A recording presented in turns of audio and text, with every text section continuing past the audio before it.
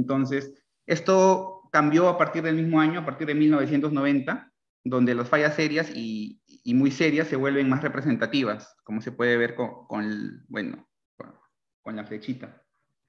Entonces, interesantemente también, aproximadamente hay 130 fallas reportadas entre 1960 y el 2010, las que no incluyen incluso muchas de las fallas que mencionaba anteriormente, bueno, porque solo está hasta el 2010 esta gráfica, bueno, hasta el 2009 en realidad, y en el gráfico también se puede ver que el número de accidentes ha empezado a disminuir en los últimos 30 años, pero interesante y también lamentablemente, las fallas serias y muy serias han empezado a aumentar en los últimos 10 años de este análisis, como se puede ver. No necesariamente este número se ha nivelado en la actualidad, sino que hasta podría haber aumentado, porque bueno, no se ha actualizado el gráfico. Y muchos autores, investigadores, ingenieros en la práctica, incluso consideran que este número podría continuar incrementándose. Para empezar, vamos a hacer un repaso de mecánica de suelos básica.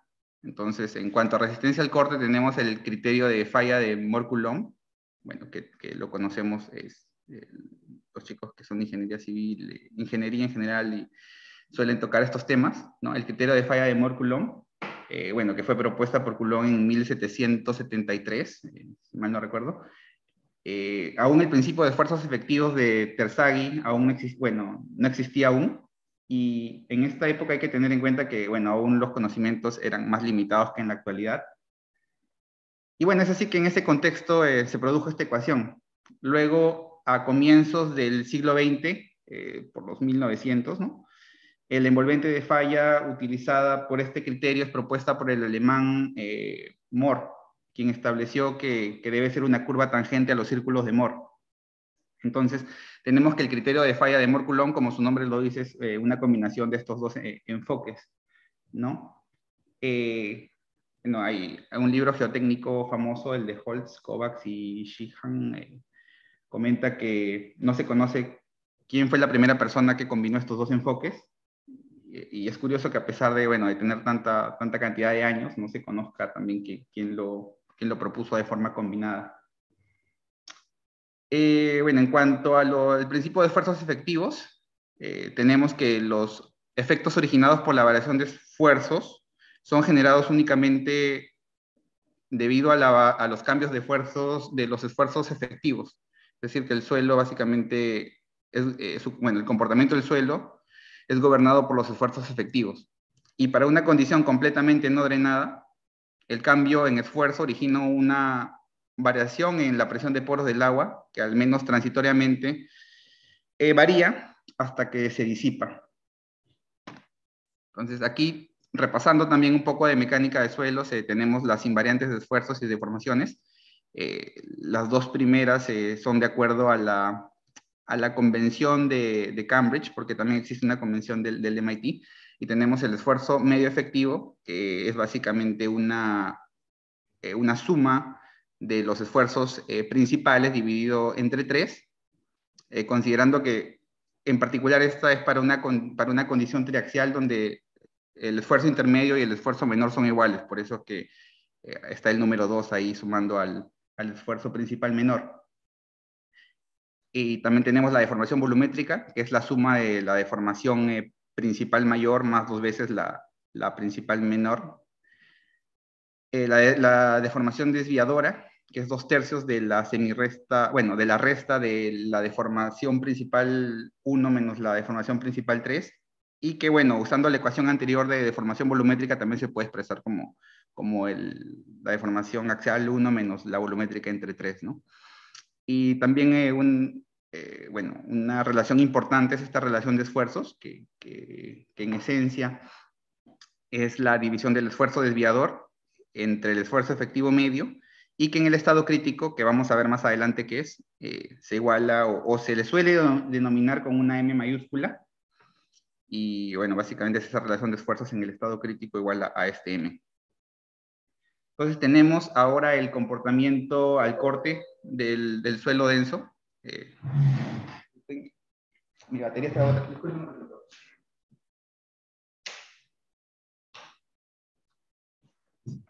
Tuve que conectar mi batería. Ok, continuamos. Entonces tenemos el comportamiento al corte. Para el caso de un suelo denso, podemos observar, de acuerdo a la figurita que vemos ahí, que para una carga drenada, vemos que, y un suelo denso, vemos que el volumen se incrementa, ¿no? Porque las partículas están pegaditas y después de aplicarle un corte, este volumen se incrementa. En el caso de la carga no drenada, lo que sucede es que para un suelo denso se incrementan las presiones de poros al ser sometidos a corte.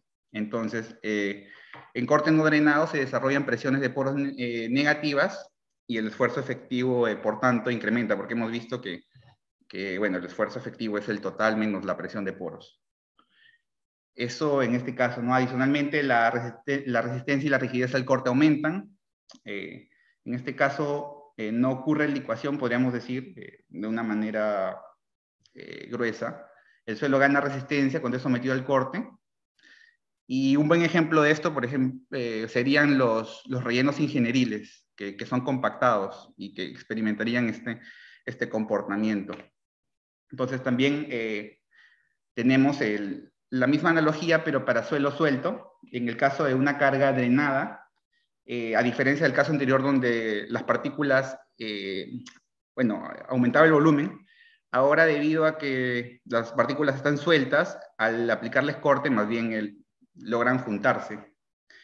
Y en cuanto a una carga no drenada, ocurre bueno, se desarrollan presiones de poros y por tanto el esfuerzo efectivo disminuye, ¿no? En el caso anterior, como bueno, se generaban presiones de poros negativas, entonces el esfuerzo efectivo aumentaba.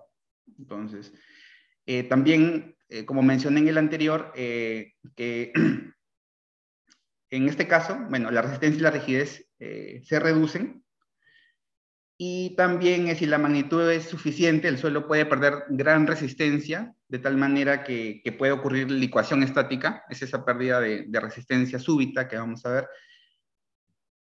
Aparte, la presión de poros puede incrementar tan rápido, instantáneamente elevarse tanto, de tal forma que incluso como les había mencionado, puede una arena incluso no ser capaz de disipar estas presiones.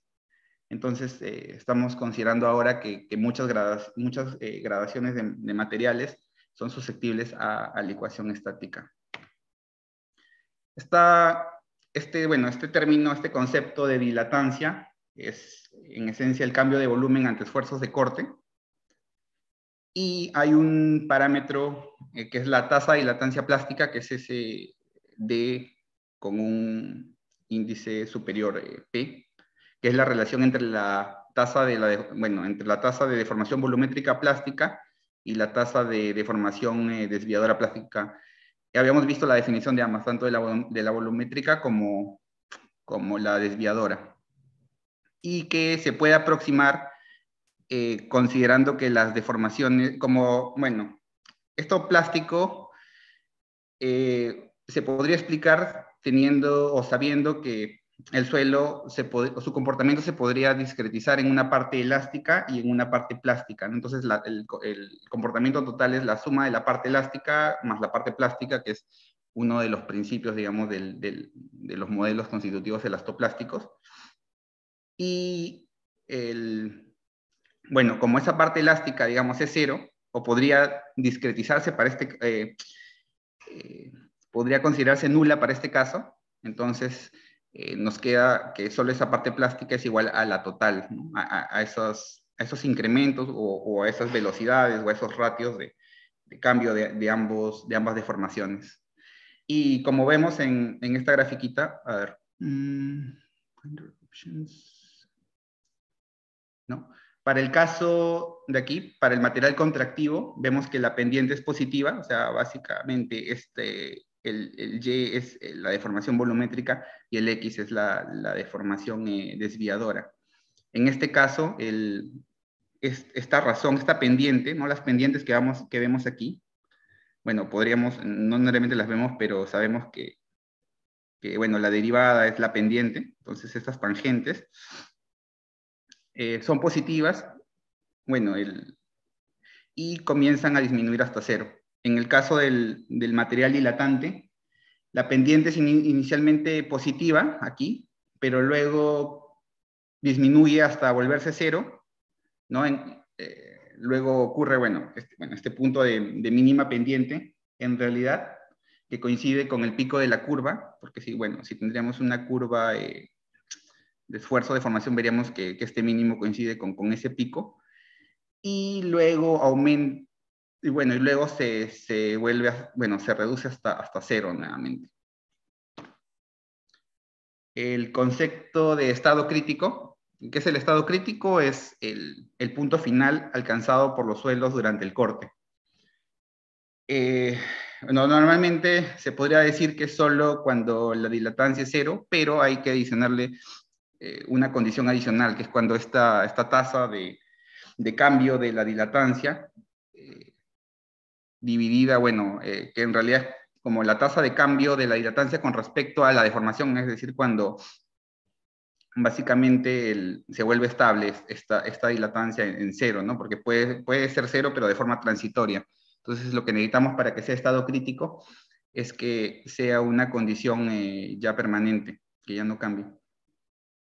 Y en esta gráfica de Casagrande en 1975 nos ayuda a ilustrar esta condición porque tenemos tres arenas de una arena con diferentes densidades, y el suelo al experimentar corte, vemos que en todas las densidades tienden hacia una relación de vacíos, en realidad aquí tienen una relación de vacíos crítica y aquí tienden a una misma resistencia última. Estas curvas han sido, o digamos, podrían esquematizarse con base en un ensayo de compresión triaxial CU. Tenemos 3 ensayos.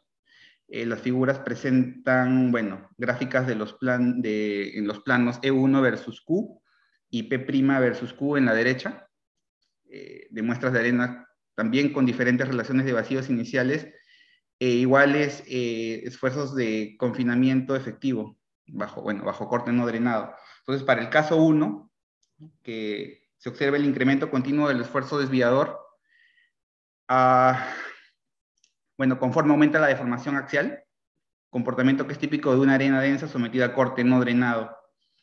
En el plano PQ, ahí tenemos que el esfuerzo desviador es continuamente creciente, mientras que el esfuerzo efectivo medio disminuye poco hasta un mínimo para posteriormente continuar creciendo. Esto para el caso 1, ¿no? Entonces, para el caso 2, en el plano PQ, se observa que al aumentar el esfuerzo desviador, para el caso 2, este crece hasta un máximo para posteriormente disminuir a un mínimo relativo denominado estado cuasi estable, que es esto de aquí, que es esta condición, que fue básicamente propuesto por Verdugo y Chihara en el 96. Posteriormente se incrementa hasta un valor aproximadamente constante conforme aumenta la deformación axial. Y para el caso 3, en el plano deformación axial 1 versus esfuerzo desviador, se muestra un incremento del esfuerzo desviador hasta alcanzar un máximo, luego disminuye continuamente hasta un valor residual, que permanece invariante conforme aumenta la deformación axial, que es lo que decía, ¿no? Que es básicamente el estado crítico. En el plano PQ se tiene que esa trayectoria de esfuerzos alcanza un valor máximo de esfuerzo desviador, luego disminuye continuamente hasta alcanzar la resistencia residual. Y todo esto es acompañado por un incremento en la presión de poros. Entonces, este es el comportamiento que se conoce como licuación estática. Este de aquí, básicamente, el de 3, que como les mencioné fue identificada en Harvard por el ingeniero chileno Castro. Y este estado cuasi estable que hemos visto aquí, no debemos confundirlo con el estado crítico. En el estado cuasi estable, esa condición de no cambio en el esfuerzo es transitoria, mientras que en estado crítico, como les decía, esa segunda condición impone que el estado de esfuerzos debe permanecer constante. Entonces, el estado cuasi estable marca el final del comportamiento, de este comportamiento de softening, de ablandamiento, y da inicio a la dilatancia, ¿no? Previo a alcanzar el estado crítico final. O sea, aquí se puede ver que que el suelo ablanda y comienza a dilatar. Entonces, eso es básicamente el estado cuasi estable. Ese estado, bueno, en la figura anterior, les había mencionado que la transformación de fase bueno, en esencia la transformación de fase sí es el cambio de contractivo a dilatante. Entonces, aquí podemos ver que el punto de transformación de fase se da cuando, bueno, como les mencioné, cuando cambia en estos tres puntitos de contractivo a dilatante, y se ve que no es único, ¿no? Se tienen, por ejemplo, diferentes pendientes para esta pendiente de la línea de transformación de fase. Entonces, seguimos con el comportamiento monotónico no drenado, que es lo que nos interesa porque es lo que se denomina licuación estática, o que de forma general se podría llamar licuación de flujo. Y en forma general, ¿no? La posición de la línea de estado crítico en el gráfico E versus logaritmo, bueno, en este caso versus P, que lo vamos a ver más adelante con la definición de parámetro de estado, es la que nos va a ayudar a definir la respuesta del material. O sea, cómo se compara el estado del suelo con respecto a esta línea. Y para materiales más sueltos que el estado crítico, que en inglés es looser than critical, bueno, es más sueltos que el estado crítico, se suele obtener una respuesta contractiva, donde después de alcanzar el máximo esfuerzo de corte, el material como vemos, reblandece o ablanda. Entonces, también para lo mismo, el comportamiento monotónico no drenado, para definir el esfuerzo máximo de corte tenemos dos enfoques: la línea de colapso propuesta por Slading, no sé, bueno, la pronunciación de su apellido, y la línea de licuación de flujo por Hanzawa, japonés, en 1979. Entonces, esta línea de colapso puede pasar a través del estado estable, según la definición de Slading, o a través del estado cuasi estable, de acuerdo a Ichihara, también en 1993. Entonces, así como existe esta línea de colapso, en la figura B, la de la derecha, podemos ver que esta línea de licuación puede pasar a través del origen, ya no a través de la línea de estado estable. Y particularmente, personalmente, es la alternativa que considero más apropiada, porque me parece que es la que tiene evidencia experimental más convincente. Luego tenemos una variante que fue propuesta por Bate y Shern en el 85, y bueno, también mostrada en el libro de Kramer, que considera que la línea de licuación de flujo es truncada a bajos esfuerzos mediante esta línea horizontal. Entonces, una vez que tenemos definida tanto, bueno, básicamente la línea de estado crítico, la línea de inestabilidad y esta línea horizontal, entonces nos preguntamos, ¿no? ¿Cómo se alcanza esta condición? Y esta condición se puede alcanzar, por ejemplo, por un incremento del nivel freático, que voy a mostrarles posteriormente también con otro gráfico.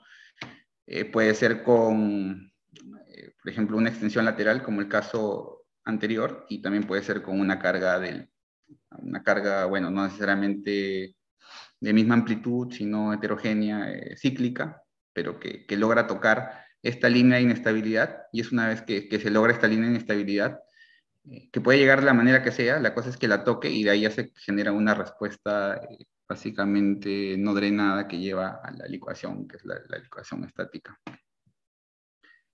Luego tenemos este índice de fragilidad, que es la pérdida de resistencia entre la condición pico y residual. Cuando el suelo se somete a corte, los suelos dilatantes tienden a perder resistencia luego de que alcanzan el pico. Entonces, este índice de fragilidad se puede determinar mediante la siguiente expresión, que es el corte final menos el corte residual entre el corte residual. Bueno, no, en la anterior era los suelos contractivos tienden a perder resistencia. Disculpen, ahí hubo. Entonces, la magnitud de este ablandamiento se puede determinar a través de este índice que fue propuesto por Bishop en 1967. Y bueno, Eso por aquí. Ahí voy a seguir complementándolo mejor, porque si no es un poco trivial. Entonces, luego tenemos la línea de estado crítico versus la línea de compresión normal. Estos dos conceptos no se deben confundir. La línea normalmente consolidada, que es la línea azul, que es la que sostiene el ensayo aerométrico, por ejemplo, es utilizada para... En algunos casos, algunas personas la confunden con la línea de estado crítico, sin embargo, son diferentes condiciones. Y, por ejemplo, aquí también lo mismo, ¿no? Las pendientes mostradas son paralelas, sin embargo, esto no se cumple para todos los materiales, porque en esencia este paralelismo entre estas dos curvas se da en arcillas, ¿no? Pero en arenas, en arenas o materiales granulares, en general ocurren ya roturas de partículas, sobre todo esfuerzos altos, y ya no es, o sea, ya no existe ese paralelismo. Entonces, esa rotura de partículas comienza luego de que esa capacidad de contracción del suelo se ha terminado, y también hay evidencia experimental que esa rotura de partículas hace que esta línea de estado crítico se desplace, ¿no? Paralelamente. Entonces, en cuanto a la reducción de los esfuerzos de corte, de acuerdo a Vic, que es el autor de un libro muy famoso en depósitos de relaves, el esfuerzo de corte se puede ver reducido de tres maneras. Uno, por el aumento del nivel de agua, también por una carga vertical rápida, que sea más rápida que la tasa a la cual el suelo puede disipar esa presión de poros de agua, y también por un corte no drenado contractivo. Entonces, estos son los modos, los mecanismos que vamos a tocar hoy. Una definición que me gusta es de licuación estática. Es una propuesta por Sadre Karimi en el 2014 que menciona que el fenómeno que ocasiona la falla del terreno que licuación estática es el fenómeno que ocasiona la falla del terreno cuando los esfuerzos de corte generados por una carga monotónica, que le vamos a llamar la desencadenante, exceden los esfuerzos de pico, o sea, cuando esta carga aumenta hasta los esfuerzos de pico, que es el punto de inestabilidad, o sea, que es el que nos permite definir esa línea de inestabilidad. Una vez que llegue este pico, el suelo, se vuelve susceptible a esta licuación, ¿no? Entonces, lo que sí no es correcto es que esta definición la especifica para un suelo sin cohesión, pero ahora sabemos que en realidad esto es, incluso por ejemplo los relaves, que no son necesariamente suelos, que son suelos que tienen finos, entonces, y puede ocurrir este fenómeno, entonces no queda restricto a eso, no es algo de lo que quiero que nos llevemos hoy, ¿no? Que no solo los suelos que son granulares, que digamos son tan, o que tienen tanta permeabilidad que no son licuables, ¿no? Pero en realidad sí pueden licuar estáticamente. Y luego este ensayo de acá nos va a ilustrar la manera súbita en que el material puede fallar. Entonces, veamos ahí.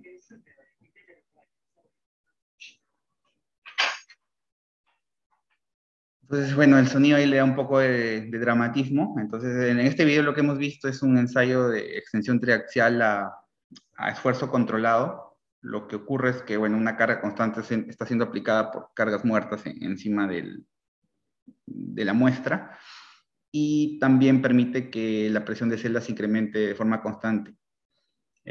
Como veíamos al principio, parecía que no ocurría nada, pero una vez que se alcanza esa línea de inestabilidad, ocurre ese colapso repentino. Es difícil de ver aquí en este video, pero probablemente la membrana con la que se ha ensayado haya acabado totalmente aplastada.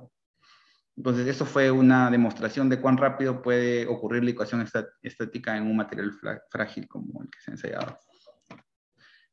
Entonces, los desencadenantes de licuación estática, que es básicamente esa ocurrencia de pérdida rápida, la ocurrencia de esa pérdida rápida de resistencia, y que ocurre de modo frágil, de modo repentino, como hemos visto, no había indicios, parecía aparentemente que todo estaba bien, pero una vez que tocó esa línea de inestabilidad es que el material falló. Entonces, vamos a ver también que si esa relación de esfuerzos a la que se encuentra el material se encuentra próximo a la línea de inestabilidad, debido a la aplicación de una carga, por ejemplo, puede originarse la ecuación estática. Y ya hemos visto los tres, lo que menciona Vic de esos tres desencadenantes. Suele en general el mecanismo 3, que es el mecanismo de corte no drenado contractivo, suele estar incluido en las fallas, ¿no? Es un mecanismo común, suele ser una combinación. Por ejemplo, en la presa Wachusett, que vamos a ver más adelante, básicamente es lo mismo siempre, es una resistencia del esfuerzo efectivo, del esfuerzo medio efectivo, que logra tocar la línea de inestabilidad y luego ya se desencadena la licuación estática, o sea, solo por el hecho de que se incrementó el nivel de agua.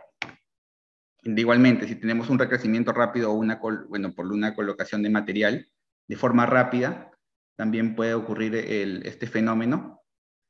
Por ejemplo, casos célebres de este tipo son las presas Sullivan y Pinto Valley.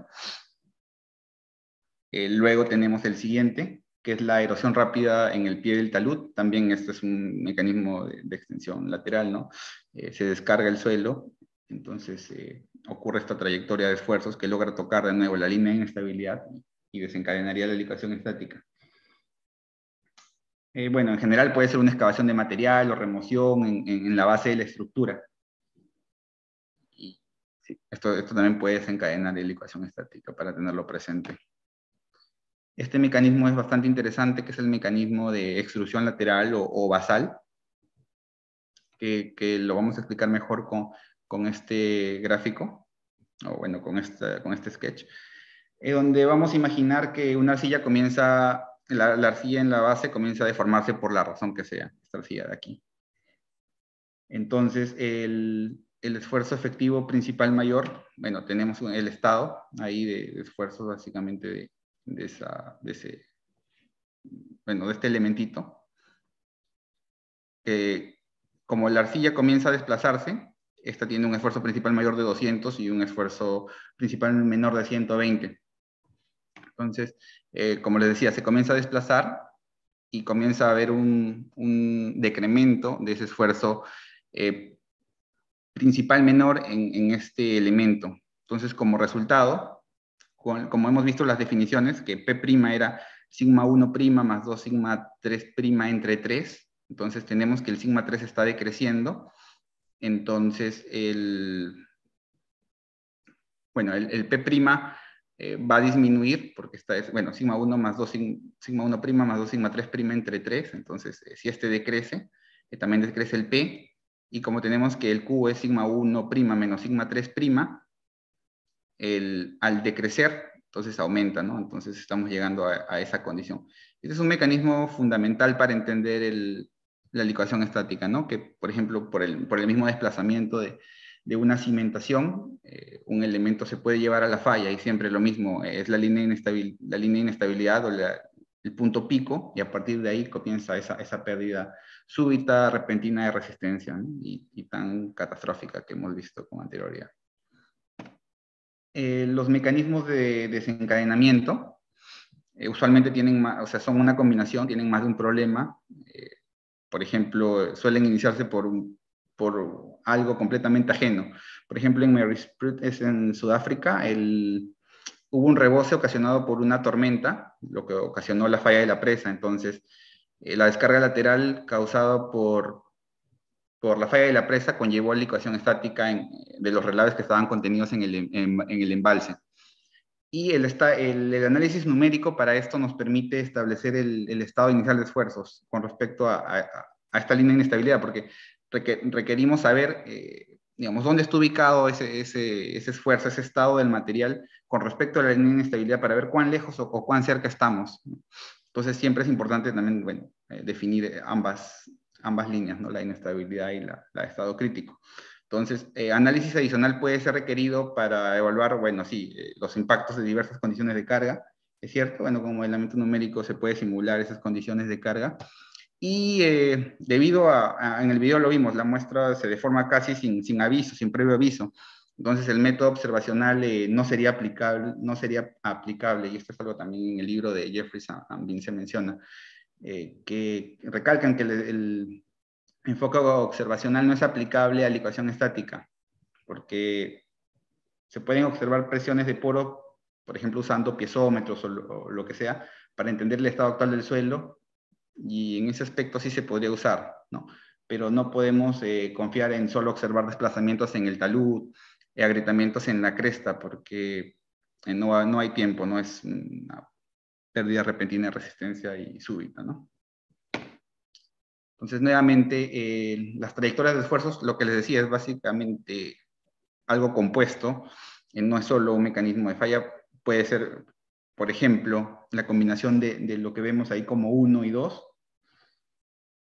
Bueno, se puede tener una especie de caminito 1 primero, una trayectoria de esfuerzos 1, seguido por un incremento, por ejemplo, del nivel freático, ¿no? Entonces, si bien este punto ya lo dejó más cerca de la línea de inestabilidad, el 2, digamos, lo termina de acercar y llevarlo a este punto, ¿no?, de inestabilidad que desencadena todo lo malo. Bueno, lo que hemos hablado. Y como resumen de esta parte de los puntos teóricos, materiales muy sueltos que no experimentan pérdidas de resistencia después de alcanzar el pico, o sea, los materiales contractivos tienen una línea de inestabilidad igual a la del estado crítico, entonces no ocurre falla frágil. Los análisis de la ecuación estática deben considerar la caracterización de los materiales en su estado in situ, lo que les mencionaba, la línea de estado crítico, la línea de inestabilidad, el comportamiento, el corte, es decir, que estén bien caracterizados, ¿no? O sea, entre otros, por eso en general digo esta afirmación. Y el entendimiento del estado actual de esfuerzos, ¿no?, que se puede con el modelo numérico realizar. Se puede entender en qué condición estamos actualmente para poder medir cuán lejos o cuán cerca estamos. Y también las simulaciones de las condiciones de carga. El modelo numérico nos puede ayudar a tener un ploteo de estado de esfuerzos con respecto a estas líneas de estado crítico y de inestabilidad, y nos serviría como punto de partida, ¿no?, aunque no sea, bueno, la realidad necesariamente. Entonces se requieren conocer los procesos involucrados, los materiales y las cargas aplicadas para simular este fenómeno. Y para un mejor entendimiento conceptual, los casos de historia resultan muy valiosos, ¿no? Entonces yo les recomendaría que suelan o que lean los reportes de estas fallas que han ocurrido en el mundo. Y las fallas físicas en su mayoría pueden llevar a condiciones de cargas imprevistas, las que pueden originar la ecuación estática. Con respecto a los ensayos de laboratorio, con la finalidad de realizar estos análisis correctamente, porque en realidad el input es lo más importante, y entender este potencial de la ecuación estática, los materiales deben ser entendidos adecuadamente. Entonces, la línea de estado crítico y de inestabilidad juegan un papel clave para eso. Entonces, normalmente se utilizan ensayos triaxiales, que suelen tener desventajas, porque una de ellas es, por ejemplo, que tenemos el control de 2 de los tres esfuerzos principales, ¿no? En cuanto a trayectoria de esfuerzos, eso nos limita un poco. Y se trata de un ensayo axisimétrico, mientras que, bueno, hay situaciones en la vida real que son en deformación plana. Por ejemplo, si tienes una presa, bueno, no necesariamente todas en la vida real, hay situaciones también más complejas que se pueden simular bien tridimensionalmente, etc. Y también el tema de las deformaciones que son limitadas, ¿no? Porque, por ejemplo, ¿a qué nivel de deformación lo consideramos frágil? Por ejemplo, podemos tener 90% de pérdida de resistencia a un 5% de deformación y considerarlo frágil, pero podemos tener esa pérdida de resistencia a 100% de deformación. Entonces, ahí sería bastante irrealista llamar a este material frágil, ¿no? Y la preparación de muestras es un proceso complicado, ¿no? Que ahorita lo vamos a detallar un poquito más. El DSS, bueno, el DSS, que es el Direct Simple Shear, el ensayo DSS, no puede ser usado para determinar la línea de estado crítico, bueno, porque no se conocen los esfuerzos principales actuantes. Esa sería su desventaja. Se pueden estimar qué valor tienen, pero no es un ensayo, digamos, válido si se está intentando obtener una línea de estado crítico bien detallada. Entonces, luego vienen los ensayos más avanzados, como los aparatos, bueno, de deformación plana o cilindro hueco, que estos sí son capaces de controlar los esfuerzos principales de manera individual y nos van a permitir simular trayectorias de esfuerzos más complejas. Ahora, El problema es que estos equipos normalmente no están disponibles comercialmente, suelen ser parte de laboratorios de universidades. Entonces, aparte que no están disponibles, suelen ser bastante caros y necesitan, en caso de un proyecto, ser justificados al cliente, que usualmente, o dependiendo de qué tipo de cliente, podría no estar dispuesto a pagar este tipo de ensayos. Ensayos para determinar el estado crítico. Podemos hacer una línea del tiempo, digamos, cómo evolucionó la determinación de la línea de estado crítico. En los años 30 se inició con investigaciones en la presa de Fort Peck mediante el trabajo de Casagrande, fue el pionero en esto. 50 y 60, en los 50 y 60 en Inglaterra, ensayos en la arcilla de Cambridge conllevaron al desarrollo de Can-Clay. Bueno, también con base experimental de ensayos realizados en Imperial College. Y en los años 60, Castro realiza su investigación en Harvard bajo el asesoramiento de Casagrande, donde también, bueno, comienza a hacer bastantes descubrimientos. Uno de ellos fue esto, el estado cuasi estable. Y en los 80, por ejemplo, Bing y Jeffries, así como Sladen, realizan estudios en rellenos hidráulicos en Beaufort, en este mar de Beaufort.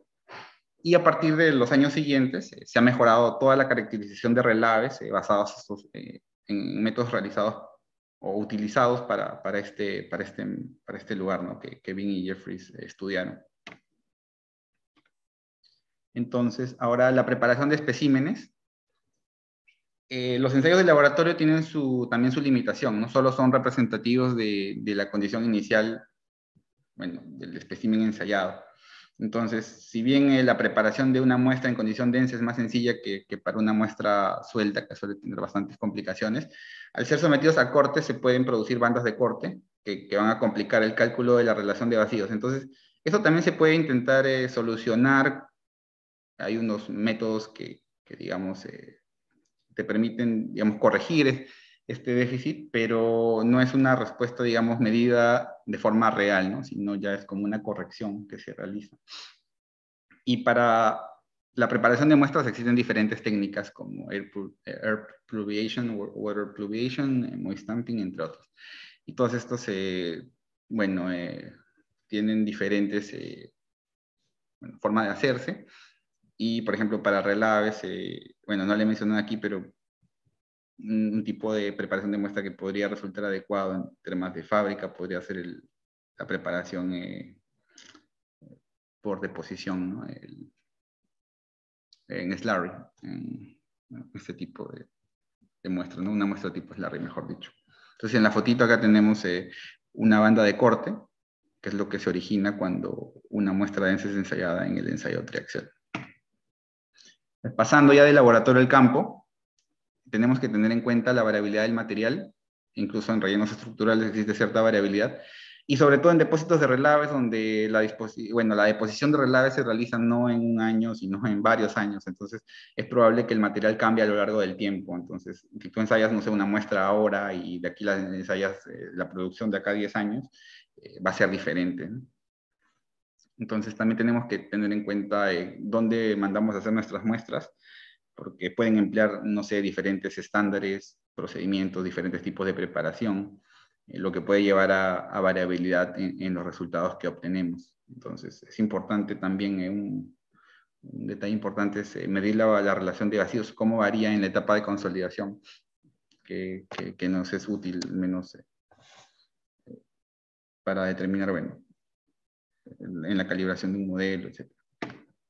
Entonces, ahora en cuanto a la variabilidad en los resultados del laboratorio, tenemos que seleccionar un laboratorio con buena reputación y con este conocimiento de buenas prácticas, no necesariamente el más barato. Por ejemplo, si vemos los resultados de este ensayo, podemos ver que difieren bastante con respecto a los demás, ¿no? Entonces, esto fue un programa, como digamos, se mandó una muestra a diferentes laboratorios en el mundo para que se determine la línea de estado crítico. Esto fue propuesto o el iniciador de esta, bueno, el que propuso esta iniciativa es David Reed, que es profesor en Australia, Y sería, bueno, les recomendaría que lo lean. Tal vez el tiempo queda corto para tantas cosas, pero es bastante interesante cómo se comparan los resultados de diferentes laboratorios en el mundo, ¿no? Y obtienen, bueno, algunos una respuesta más cercana, como vemos, pero también algunos que difieren bastante. Entonces, eso tenemos que tenerlo en cuenta en nuestros proyectos.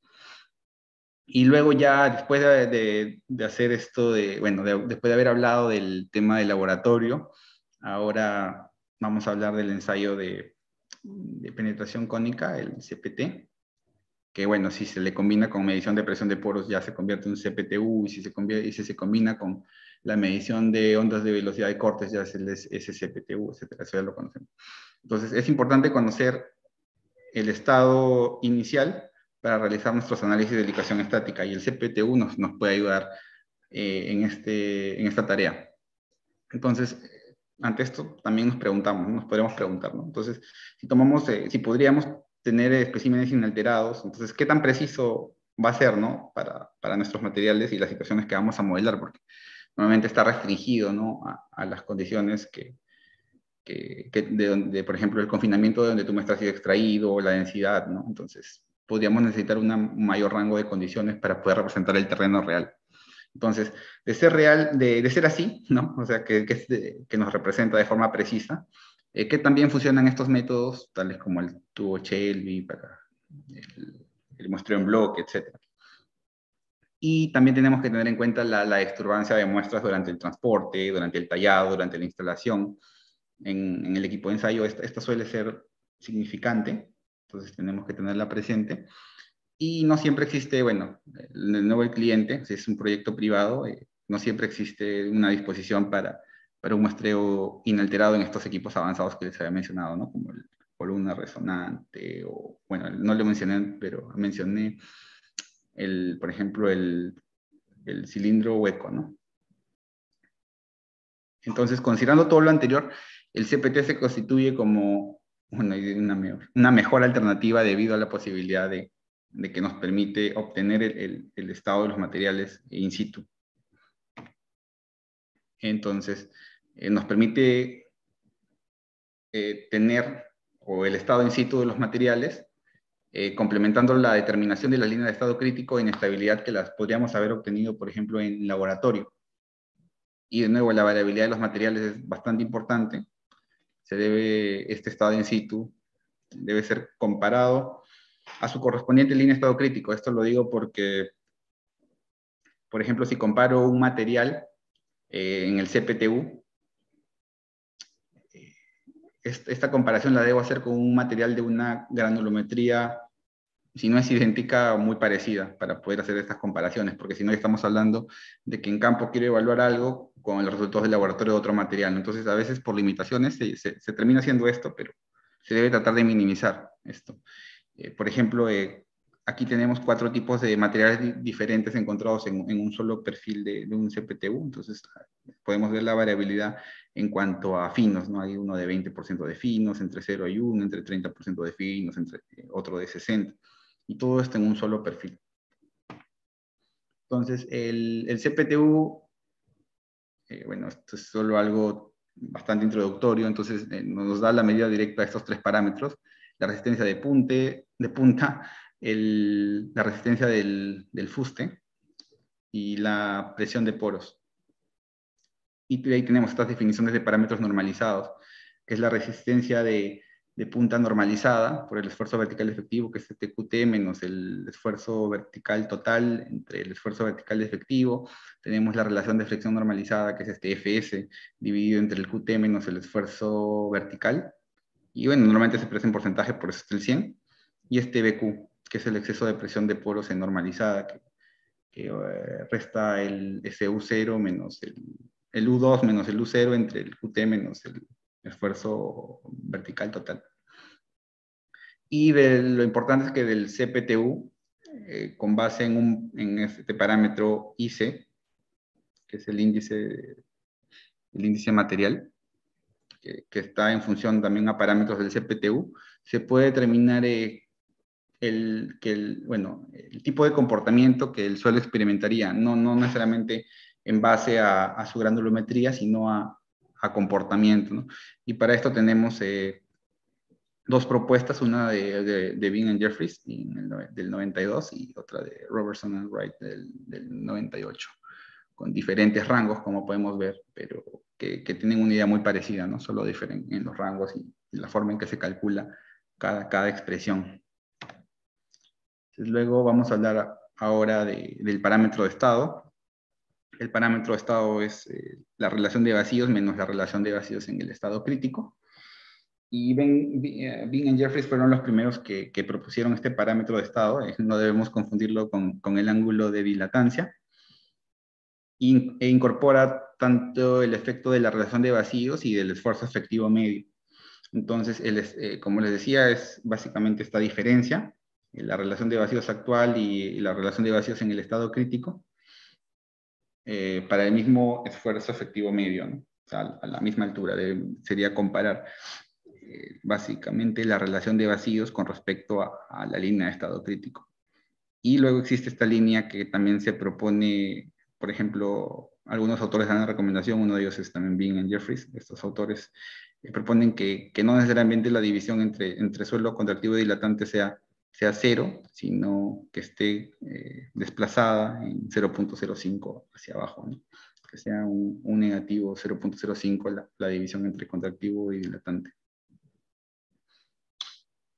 También la importancia de esto es que parámetro de estado positivo es comportamiento contractivo y si es negativo es comportamiento dilatante. Entonces, luego tenemos el modelo North-Sand, que es un modelo que se podría recomendar, al menos dentro de las limitaciones que tenemos en la práctica, porque no es tan difícil de calibrar, y es un modelo que está basado, un modelo constitutivo que está basado en el parámetro de estado, que es lo que hemos visto anteriormente, y utiliza también el marco de la mecánica de suelos en estado crítico. Todo lo que hemos estado hablando del estado crítico lo utiliza, ¿no? Entonces, para definir la línea de estado crítico, tenemos estas dos letras griegas. Me parece que este es gamma mayúscula y lambda. Entonces, este gamma es la relación de vacíos a un esfuerzo efectivo medio de un kPa, y el lambda, que es la pendiente de la línea de estado crítico. Eso es con respecto a la definición de la línea de estado crítico. Con respecto a la plasticidad, tenemos estos parámetros. Por ejemplo, el MTC, que es la relación de esfuerzos en el estado crítico para una condición triaxial. O sea que, como les decía, el M es el SQ entre P', pero para el estado crítico tenemos este coeficiente de acoplamiento volumétrico, es otro, bueno, un parámetro. Bueno, en general el procedimiento de calibración, así de forma rápida, entonces empezamos a ver, para hacerlo práctico, mejor por el tiempo también, porque he visto que estamos llegando a la hora. Entonces, primero se define la idealización semilogarítmica de la línea de estado crítico. Entonces, luego se determinan este gamma y lambda.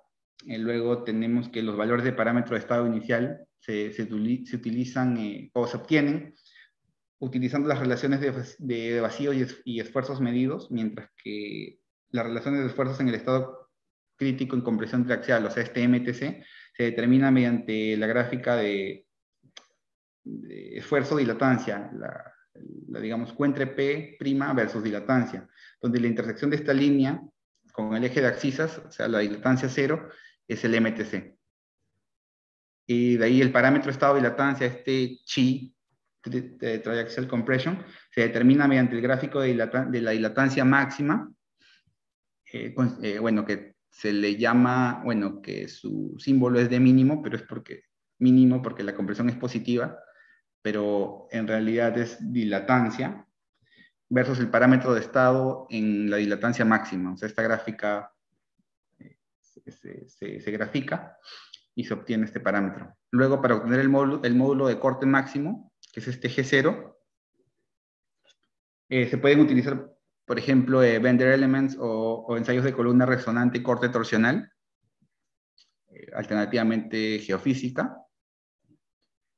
Y la relación esta relación de Poisson normalmente no tiene mucha influencia, se puede asignar un valor razonable, y el que sí es importante o que se suele variar bastante cuando se está calibrando North-Sand es este H. que se selecciona. Me gustaría, bueno, es que estoy tratando de comprimir bastantes cosas en un poco tiempo, pero ya se logra calibrar mediante la comparación del comportamiento calculado y medido. Entonces, nos llevamos una idea general de que son pocos parámetros, ¿no? Aquí vemos cuántos, 2, 4, 6, 9 parámetros que son fácilmente ajustables teniendo ensayos triaxiales. Ahorita les voy a mostrar un ejemplo. Por ejemplo, aquí en la izquierda tenemos resultados de ensayos triaxiales drenados, que son las líneas continuas, son resultados experimentales, y las líneas punteadas son simulaciones que se pueden realizar con programas computacionales, ya sea Plaxis, FLAC o también una hoja de cálculo, ¿no? Hay una hoja de cálculo implementada en el mercado que te permite hacer que es libre, que te permite hacer esta calibración de Northsand. Y podemos ver que el modelo tiene un buen desempeño. Las curvas prácticamente son muy parecidas. Bueno, existen ciertas diferencias porque es un modelo comparado a la realidad. Y aquí a la derecha tenemos, así como aquí teníamos ensayos drenados, ensayos CD, acá tenemos ensayos C1, que son cortes, ¿no?, de consolidación triaxial CU, no consolidated and drain. Entonces, habíamos visto los parámetros con anterioridad, tanto para definir estado crítico, plasticidad y elasticidad. Y para este set de parámetros, solo con un set de parámetros se puede lograr este tipo de ajuste, ¿no? Entonces, es bastante interesante este modelo en cuanto a su capacidad predictiva de resultados de laboratorio. Entonces, una vez, bueno, eso era en cuanto a Northsand. Entonces, la información que hemos estado hablando, la información del CPT, puede relacionarse con el esfuerzo medio efectivo. Entonces, existen varios métodos que permiten calcular el parámetro de estado. Bueno, aquí solo que permiten calcular nada más. Aquí ya no, mediante método ya no va. Por ejemplo, con esta expresión, ¿no? El QP y el BQ se pueden obtener del ensayo CPT, y el M y K se pueden obtener con base en, por ejemplo, en correlaciones. Incluso hay una relación que es el FR, el parámetro normalizado que vimos FR entre 10. Entonces rápidamente, bueno, el lambda se puede poner como FR entre 10 y ya aplicar esa relación para determinar este MK, que también tienen unas expresiones, pero se puede calcular fácilmente.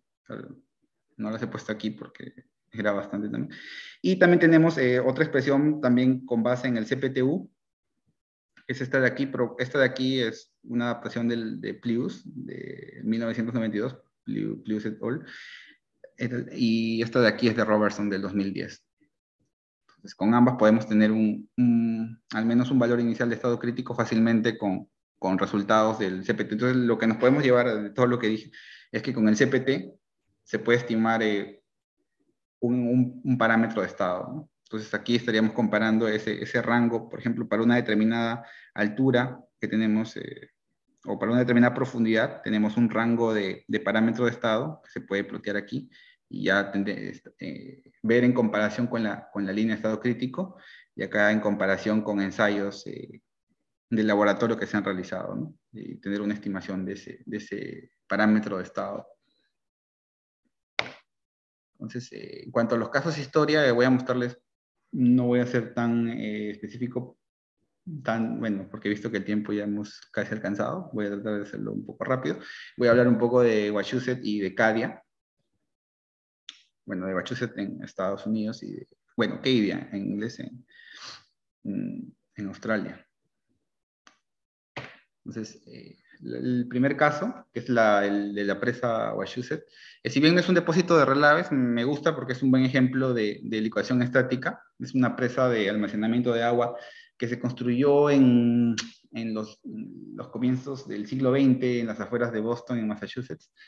Y se puede ver que es un relleno con método de construcción aguas arriba, sin mucha compactación, con granulometría de arena limosa con cierto contenido de grava de acuerdo a Olson, del 2000, y que tiene una buena permeabilidad, bueno, una permeabilidad relativa de 10 a la menos 5, que no es tan mala, ¿no? Entonces, es un material con una permeabilidad decente. Entonces, ¿qué pasó? Que la presa falló cuando el reservorio se estaba llenando. Entonces, en esta zona, bueno, no hay sismos, no hay una presencia de carga rápida en el talud porque solo se estaba llenando el embalse. El material tiene una alta permeabilidad relativa y la tasa de crecimiento fue cero en los últimos 3 años anteriores a la falla. Entonces, aquí es donde estamos usando lo que hemos aprendido hoy, que un incremento del nivel freático nos puede conducir a tocar la línea de inestabilidad y bueno, desencadenar la licuación estática, ¿no? Porque básicamente ese incremento de nivel freático disminuye nuestro P' y nos lleva a la inestabilidad. Entonces, el aumento de nivel freático, factor clave, factor desencadenante, en este caso historia, difícil de entender si uno, bueno, asume con una S, ¿no? Como la mayoría, o sea, si asumiésemos como la mayoría de textos geotécnicos que los materiales granulares, gravas, arenas, solo requieren resistencias drenadas, no podríamos entender cómo falló esta presa. Entonces, en la figura podemos ver la configuración del talud de aproximadamente 6 grados final, después de haber fallado, y que una vez fallado todo fluyó aguas abajo. Bueno, no, sí, bueno, podríamos decir aguas abajo. Esta falla es difícil de entender considerando lo que hemos mencionado, ¿no? La geotecnia clásica, digamos. Entonces, el momento de la falla, cuando el factor de seguridad es igual a 1, el esfuerzo cortante movilizado previo al colapso y licuación debe ser representativo de la resistencia al corte no drenado. Esta es una afirmación de Olson. Y la otra es, en el momento que el esfuerzo de corte promedio a lo largo de una superficie de falla potencial alcanza la resistencia al corte no drenada, que se encuentra disponible en ese momento, o sea, independientemente de cómo haya llegado a ese punto, con qué condiciones de drenaje, tal vez se ha acercado a la línea de estabilidad, pero con una condición no drenada, con una condición drenada, entonces eso no importa, ¿no? Porque igual una vez que toca, lo que nos debemos llevar es que una vez que toca ya se desencadena esto, ¿no? Esta afirmación es de Late en el 91. Entonces acá tenemos algo de lo que se suele hacer bastante en la práctica, por ejemplo, el mismo caso, la presa de Wachusett. La imagen de la izquierda considera una condición drenada del material, o sea, todo el material en condiciones drenadas con un esfuerzo efectivo de 30, y la derecha asume que ya el material que está por debajo de la superficie freática se comporta de forma no drenada. En este caso, el valor que daba un factor de seguridad 1, o sea, como una especie de retroanálisis, es una resistencia no drenada entre esfuerzos, o sea, una relación de resistencia no drenada de 0.25, con la que se obtiene este valor de 1, que nos dice que estamos en la falla inminente, digámoslo así. Entonces, con respecto a las condiciones de drenaje en este caso, durante el llenado del reservorio, el material suelto se comportó de forma drenada. O sea, si hubiésemos ejecutado un ensayo de piezocono, en este material se hubiese comportado de forma drenada. Bueno, esto de drenado, no drenado, también se puede, por ejemplo, una manera o una forma de estimar lo que tan drenado o no drenado se comportaría es con el parámetro BQ, el normalizado que vimos con anterioridad. Y al comenzar la licuación estática, el proceso, como les decía, así haya llegado de forma drenada, no drenada, al tocar la línea de estabilidad, este proceso se convirtió en no drenado. Ese es un ejemplo para empezar, ¿no? Así fue el de Wachusett, que es solo con nivel freático. Y luego tenemos la presa del depósito de relaves de Keidia, que ocurrió en el 2018, cuando una falla del talud ocurre en la presa sur, es decir, en la presa sur del depósito de relaves norte. Habían 2 depósitos de relaves. Y es así como quedó la presa después de este colapso. Entonces, este caso historia, se puede, si se requiere leer con más detalle, se puede ver el reporte original que estuvo formado por grandes personajes, ¿no? De la geotecnia, uno de ellos Morgenstern, Jeffries, Van Zyl, que también es bastante reconocido en la minería. Y acá otra foto de básicamente la falla. Entonces, tenemos la secuencia constructiva de este caso. Inicialmente se comenzó con un método de construcción aguas abajo, aproximadamente una altura de 30 metros, esto hasta aproximadamente el año 2006. Luego vino una segunda etapa, también otros aproximadamente 30 metros, método de construcción aguas arriba hasta el 2016. Ya, bueno, con una pendiente, digamos, bueno, más echada, ¿no? Entonces, luego vino en el 2017-2018, bueno, al 2018 se diseñó un contrafuerte para estabilizar el embalse. Bueno, el embalse de relaves, ¿no? Con la finalidad de incrementar los factores de seguridad para las fallas que pasen a través de los relaves. Entonces, también se comenzó a excavar material aquí, al pie del talud, de la presa inicial. Y bueno, después de que se construyó que se excavó este material, se tenía pensado construir esta segunda parte, este segundo contrafuerte. Entonces, ¿qué es lo que pasó? Bueno, el área púrpura en realidad es el material excavado, que se había excavado aquí y que se colocó aquí, ¿no? Y que fue puesto para incrementar la estabilidad teóricamente. Entonces, este contrafuerte inferior tenía pensado extenderse desde el pie de la presa inicial, o sea, desde aquí, hasta donde más o menos los recrecimientos aguas arriba comienzan. Entonces, aparentemente es curioso porque aparentemente el plan no consideraba la secuencia constructiva de los contrafuertes, ¿no? Porque lo lógico sería construir primero este de aquí y luego este de aquí. Pero aparentemente, bueno, porque no tengo 100% seguridad de ello, es que, bueno, lo que sí sé es que decidieron construir el contrafuerte superior antes que el inferior, entonces, lo que creó el problema. Entonces, el plan contemplaba en realidad construir este segundo contrafuerte. Y luego tenemos la evaluación que se realizó con resistencias pico. Para eso tenemos un material que fue uno de los más importantes en esta evaluación, que es esta arcilla residual, que es un material volcanoplástico que tiene ciertamente, bueno, meteorizado, y fue uno de los que en realidad se tuvo mayor precaución, porque deben tener un índice de plasticidad 30 y las condiciones que podemos ver ahí en la figura. Entonces, los análisis de estabilidad se realizaron empleando estas resistencias pico. Se discretizó incluso en dos rangos con un valor de resistencia, de ratio de resistencia no drenada de 0.5 para confinamientos, para esfuerzos verticales menores a 400 y otro de 0.28 para esfuerzos verticales efectivos hasta 1200.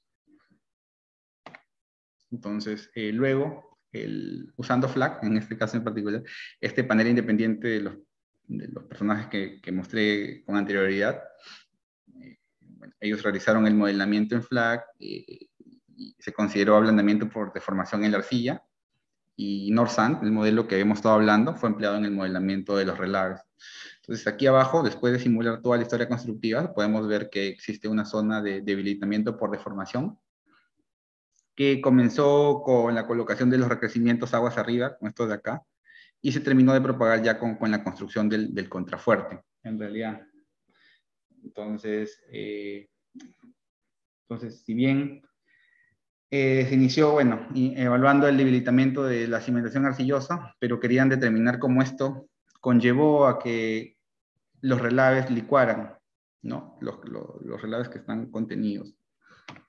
Entonces, se realizó el modelamiento con FLAC y se determinó, ¿no?, cómo este debilitamiento de la cimentación, mostrado con anterioridad, cómo empezó todo con el ablandamiento de esta arcilla, lo que finalmente llevó a un incremento en la relación de esfuerzos de los relaves, llevando al desencadenamiento de la licuación, ¿no? Entonces, este caso, historia, tenía una fase 1 que podemos incluir ahí todos los precursores de la pérdida de contención, ¿no?, hasta el momento en que, digamos, se comenzó a evacuar la zona.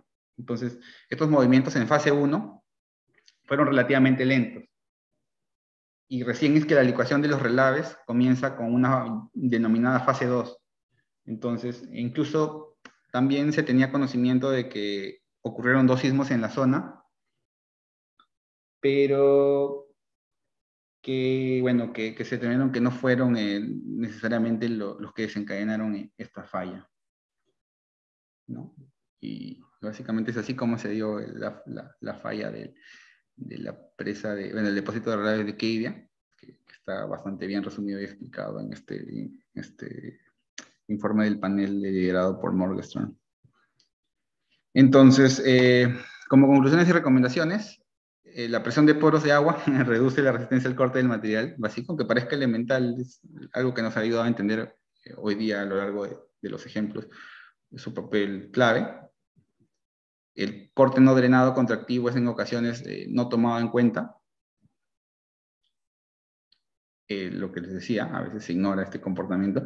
El suelo puede fallar bajo condiciones no drenadas sin importar que tenga una buena permeabilidad, es algo muy importante también. La licuación estática se caracteriza por una respuesta contractiva, frágil, que ocasiona esta pérdida de resistencia súbita. Los factores desencadenantes de la falla pueden ser drenados y a veces pequeños, es lo que decía, no necesariamente tiene que ser no drenado lo que lo lleva a la falla, sino pueden ser drenados e incluso a veces pequeños. Y una vez que se desencadena la falla, ya rápidamente se llega, bueno, se desencadena esa pérdida de resistencia de forma rápida y bastante elevada en algunas ocasiones. Entonces, con estos conocimientos, digamos, podemos estar, cuando diseñemos una presa o cuando analicemos una presa, de las posibles causas que han desencadenado la falla, ¿no? Bueno, sí, al menos a través de este mecanismo de licuación estática. Y debemos saber que es posible diseñar y construir depósitos de relaves seguros usando, bueno, tal vez no se conoce todo, pero se están incrementando los conocimientos y se están entendiendo mejor estos fenómenos que han causado bastantes pérdidas de todo tipo, ¿no? Y las tasas de falla de los depósitos de relave son bastante más elevadas que las de las presas de retención de agua. Riesgos de falla de depósitos de relaves son mayores que otras industrias, eso es muy cierto. Y la línea de licuación de flujo, la línea de, bueno, esta línea, o línea de ecuación estática para este caso, fue presentada como una forma de describir el comportamiento de los materiales sueltos comparados con el estado crítico. Entonces, el looser than critical. Nada, eso es todo por hoy. Espero que, bueno, les haya gustado. Ha sido un poco una exposición más cualitativa, pero espero que les haya gustado y eso es todo por mi parte en cuanto a mi exposición. Genial, ingeniero. Muchas gracias. Ha sido una excelente revisión desde los conceptos básicos, conceptos de mecánica de suelos, de estado crítico. Y bueno, al final se explicaron 2 casos de historia que han sido muy provechosos para todos nosotros, para nuestro aprendizaje. Y bueno, tenemos algunas consultas de parte de la audiencia. Acá puedo seleccionar algunas por cuestión de tiempo. Diego Lizana nos comenta, buenas tardes, ¿bajo qué condiciones, densidad relativa, confinamiento, etc., se puede obtener la línea de inestabilidad de un material? En caso no pueda obtenerse, ¿hay alguna correlación con la línea de estado crítico? No, en realidad la línea de inestabilidad es la línea que se determina con los puntos máximos, ¿no? O sea, por ejemplo, si tienes un ensayo triaxial y llega al punto máximo, entonces ese sería tu punto, tu Q máximo sería y con tu P', plotarías P', Q, y eso sería, y plotarías así diversos puntos. Y tu línea de estado crítico es la que también, después de haber ensayado, bueno, en el libro de Jeffrey Sambin, te sugieren, ¿no?, un número de determinados ensayos de consolidación drenada, consolidación no drenada, que varía, en realidad no hay un número preciso, pero diversos autores dan un número, y determinar ambas, ¿no? En realidad es a través de plotear la línea de estabilidad y la línea de estado crítico y tenerlas definidas, y luego teniendo tu estado actual, puedes saber con respecto a ellas en qué estado estás, ¿no? Entonces, eso sería mi respuesta, ¿no? Sí, ingeniero. Correcto. Creo que respecto al caso histórico de Wachusett, mencionan, dice, ¿habría algún porcentaje de grado mínimo para que cambie el comportamiento del material? Un porcentaje de grava mínimo. Bueno, va a depender, ¿no? No tengo un número como decirte 10%, 20%. Yo creo que deberíamos tal vez ensayar ese material. Realmente el conocimiento o los ensayos en grava están bastante limitados por el tema de los equipos, ¿no? Entonces, sí, he visto en Estados Unidos que sí se está comenzando a evaluar más el tema de gravas, pero darte un número sería bastante, no sé, no sería adecuado, ¿no? Porque yo preferiría tal vez tener un ensayo en este material, tal vez combinando diferentes porcentajes de gravas y someterlos, ¿no? A corte y ver cómo se comportan, ¿no? Sería bueno evaluar, ¿no? O para Claro, un tema de tesis, ¿no? Esto, ¿no? Tal vez, sí, bueno, si fueran tal vez puras gravas, probablemente no ocurra, ¿no? Pero bueno, habría que evaluarlo, ¿no? Bueno, usualmente se dice que la ecuación de gravas no existe, pero ya se está teniendo evidencia de que también gravas con ciertos contenidos de finos también pueden licuar, ¿no? Entonces es un tema bastante que está, digamos, en discusión en la geotecnia, ¿no? El comportamiento de gravas. sí, sí, ingeniero. Nos pregunta Jorge Anaya, el CPTU da tres valores, el SU pico, el residual y el remoldeado. ¿Cuáles se deberían usar para el análisis en equilibrio límite, para tanto material directante como contractivo? Bueno, esa sí es una buena pregunta. Por ejemplo, para el caso de la resistencia a posismo, yo recomendaría ahí usar la resistencia residual. Para el caso de un ensayo no drenado, como el que hemos, para un ensayo, ahí recomendaría usar las resistencias pico. Y para un ensayo, no sé, a largo plazo estático, la resistencia, bueno, los esfuerzos efectivos, ¿no? Bueno, pero siempre igual, eso se contrapone a lo que he dicho, ¿no? Básicamente, a ver, voy a mostrarles aquí. No puedo salir. O sea, eso es lo que te da los códigos, ¿no? Esa es la parte teórica en cuanto a guidelines. Pero, por ejemplo, aquí, ¿no? Si estaríamos haciendo, bueno, este análisis no drenado, lo que les decía, ¿no? Cambia acá la condición porque normalmente tenemos un material no sé si pueden ver mi pantalla, creo que sí.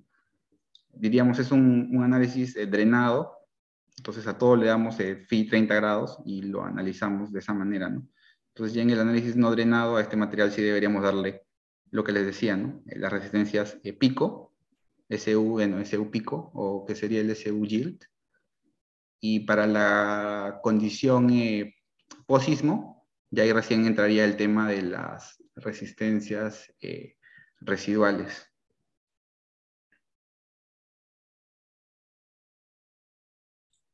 Sí, creo que quedó claro esa parte, ingeniero. Una última consulta de parte de Jaime Inga. Menciona que, ingeniero, buenas noches. Para el adecuado modelamiento numérico de la ecuación estática, ¿sería mejor utilizar el método de elementos finitos o el de diferencias finitas? Bueno, no, yo creo que ahora daría igual con las herramientas que se conocen.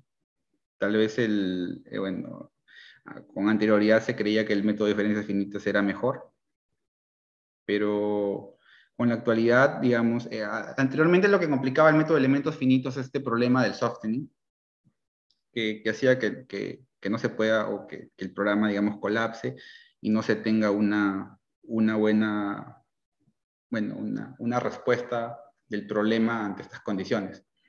Entonces, en la actualidad creo que ya el mismo Plaxis viene implementando mejoras de esos algoritmos para que el programa pueda incorporar este softening y no haya problemas en combinación con sus elementos finitos, ¿no? Entonces, yo creo que sí es a pesar de que se diga que el método de diferencias finitas te puede dar soluciones a procesos físicos inestables, yo creo que ahora sería bueno evaluar, ¿no? Hacer una comparación entre el método de elementos finitos e diferencias finitas, ¿no? Pero yo no lo vería tanto por ahí, yo vería dependiendo de la herramienta, si está disponible o no, y de cuáles se te hace más sencillo, ¿no? En realidad de usarla, ¿no? Porque a veces, bueno, así hablando en específico, tal vez algún programa te puede parecer que no tenga una interfaz gráfica tan adecuada, pero tal vez puedas, bueno, ahora que están tanto, por ejemplo, Plaxis como FLAC, que es uno representativo de elementos finitos y el otro de diferencias finitas, eh, están, bueno, ambos se puede programar ahora, ¿no? Tanto FLAC con Fish y igual Plaxis con Python, ¿no? Entonces, igual en ambos, dependiendo yo creo del gusto de la persona, ¿no? Pero no te podría recomendar un programa. No, depende de ti, en realidad, ¿no? Y sí, también evaluar y hacer una comparación siempre es adecuado, ¿no? Si se puede hacer ahí una investigación en eso también, siempre es bienvenido. Sí, correcto, ingeniero. Bueno, creo que esas han sido las preguntas de parte de la audiencia y bueno, eso demuestra que ha habido un buen interés y una buena concurrencia también a su presentación, a la charla que hemos tenido el día de hoy y bueno, me queda agradecerle de parte del Grupo Uni por su presencia, eh, ustedes de nuestra casa de estudios y bueno, siempre vamos a estar constantemente invitándole para que nos pueda compartir sus conocimientos y actualizándonos en este campo, ¿no? Muchas gracias a ustedes bueno, por la asistencia y siempre encantado de participar, ¿no? Como ponente o en lo que se requiera. Un gusto siempre para mí.